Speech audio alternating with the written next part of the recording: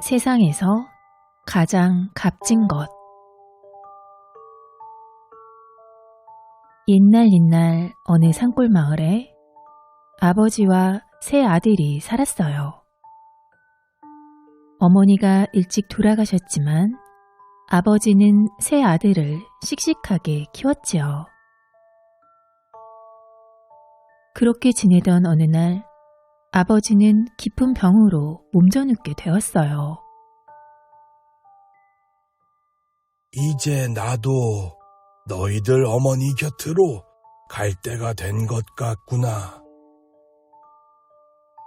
내가 너희들에게 줄 것이라고는 맷돌 하나, 바가지와 대나무 지팡이, 그리고 장구뿐이구나. 물려줄 것이 변변치 않아 미안하다. 아버지가 세상을 떠나자 삼형제는 아버지가 남긴 물건들을 사이좋게 나누어 가졌어요. 큰아들은 맷돌을 가지고, 둘째 아들은 바가지와 지팡이를, 막내 아들은 장구를 가졌지요. 그리고 삼형제는 헤어져 각자 세상 구경을 하기로 했어요. 아우들아, 우리 넓은 세상을 구경하고 3년 뒤에 이곳에서 다시 만나자. 부디 건강들 해라. 예, 꼭 다시 만나요. 형님도 몸 조심하세요.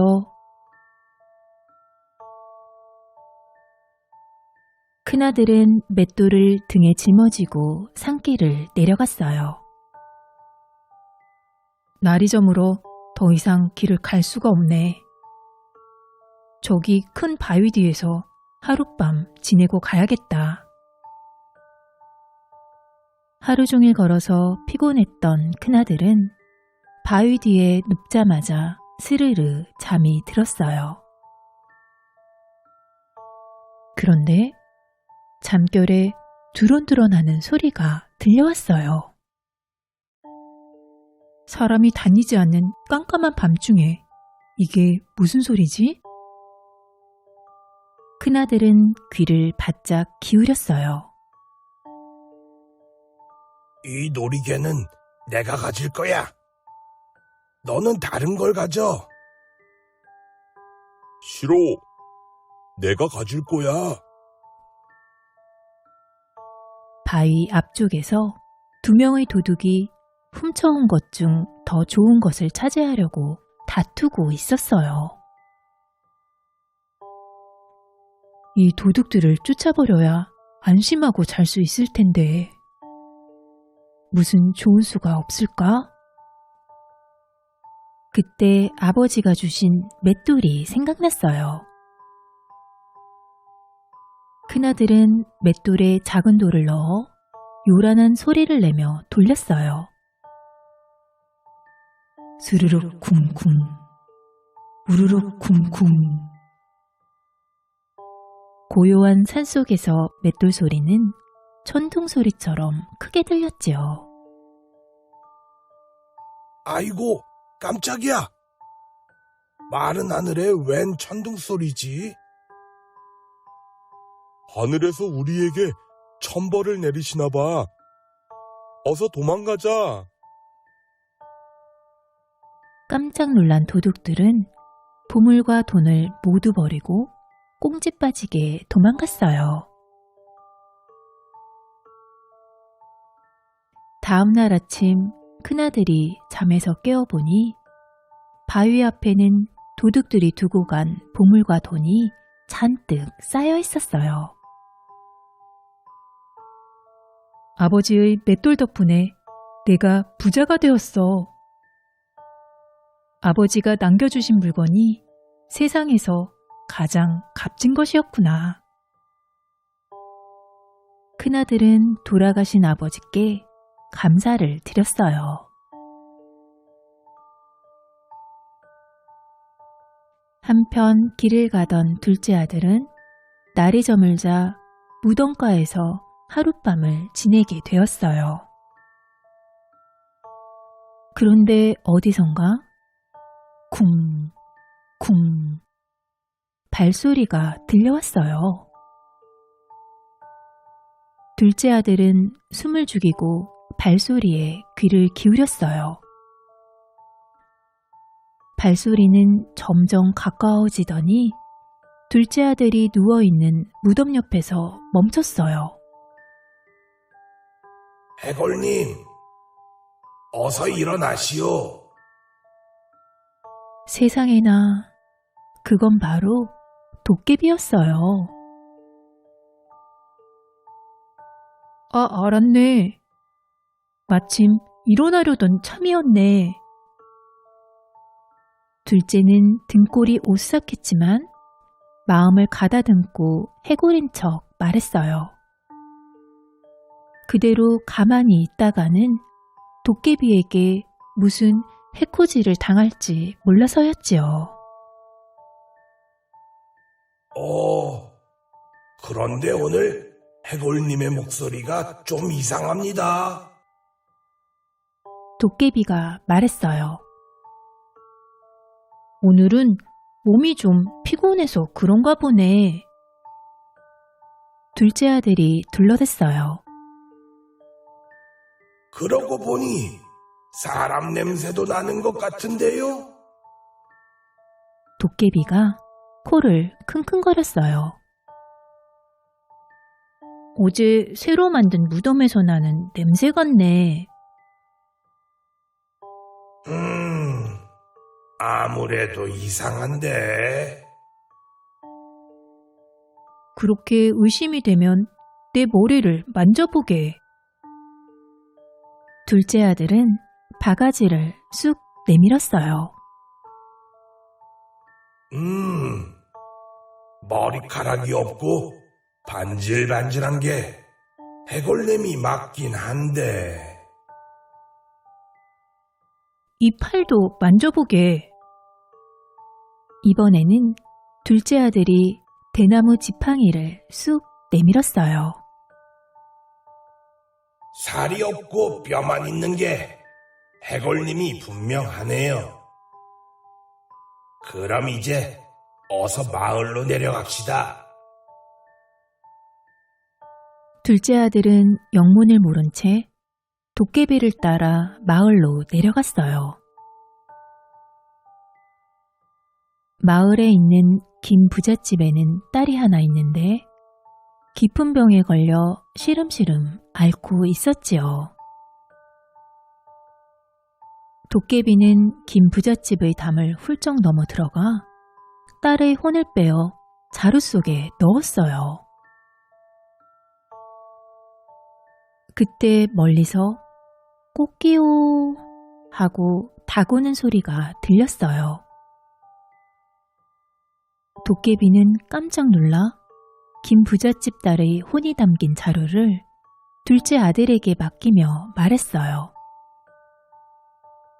오늘 밤 다시 올 테니 해골님이 이 자루를 잘 맡아주시오. 나는 날이 밝기 전에 빨리 가봐야 합니다. 도깨비는 눈 깜짝할 사이에 사라져 버렸어요. 날이 밝자 김 부잣집에서는 통곡 소리가 들려왔어요. 둘째 아들은 자루를 들고 김 부잣집을 찾아갔어요. 어르신, 제가 죽은 따님을 다시 살릴 수 있습니다. 그게 정말인가? 그렇게만 해준다면 자네가 원하는 건 뭐든지 다 들어주겠네.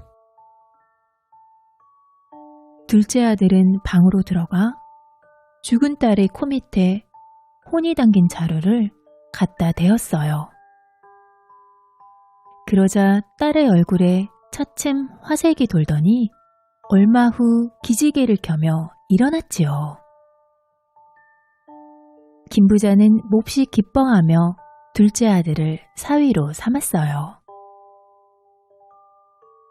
아버지가 남겨주신 물건이 세상에서 가장 값진 것이었구나. 둘째 아들도 돌아가신 아버지께 감사를 드렸어요. 막내 아들은 어떻게 되었냐고요? 막내 아들은 장구를 치면서 전국 방방곡곡을 돌아다녔어요. 아버지와 형님들이 보고 싶어 슬펐지만 그럴수록 더욱 신명나게 장구를 치며 용기를 냈지요. 어느 날 막내 아들이 장구를 치며 산길을 걸어가는데 갑자기 호랑이 한 마리가 불쑥 나타났어요. 막내 아들은 호랑이를 물리치려고 덩덕쿵 쿵덕쿵 큰 소리로 장구를 쳤어요. 그런데 이게 어떻게 된 일이에요? 호랑이가 장구장단에 맞춰 덩실덩실 춤을 추는 게 아니겠어요? 산길을 벗어나 마을로 내려가도 호랑이는 덩실덩실 춤을 추며 막내 아들을 따라왔어요. 호랑이가 장단에 맞춰 춤을 추다니 이렇게 신기한 일이 있나? 사람들은 재미난 구경거리를 보러 구름같이 몰려들었어요.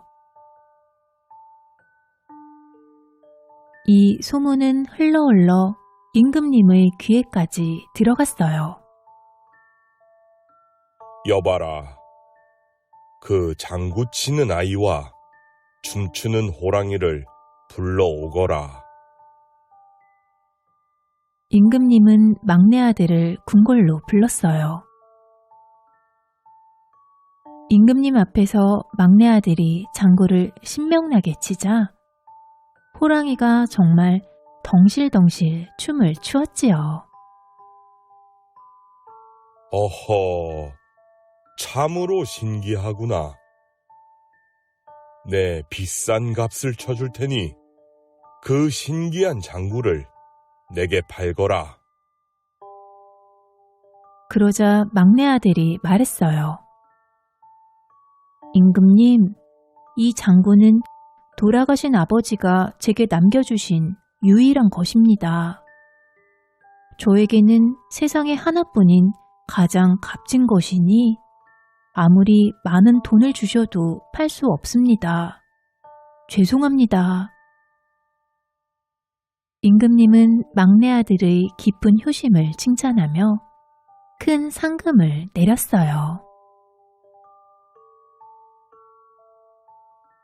어느덧 3년의 세월이 흘러 삼형제는 헤어진 곳에서 다시 만났어요. 형님, 무사하셨습니까? 아우들아, 별탈 없었느냐? 다시 만난 삼형제는 부둥켜 안고 기뻐했어요. 그리고 그동안 있었던 일을 서로 이야기했어요. 모두 아버지가 물려주신 세상에서 가장 값진 물건 덕분에 큰 복을 받은 걸 알게 되고 함께 기뻐했지요.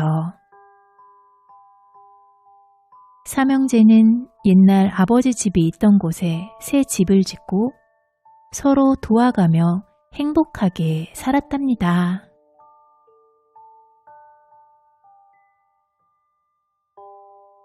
재미있게 들으셨나요? 꿀잠 자는 편안한 밤 되세요.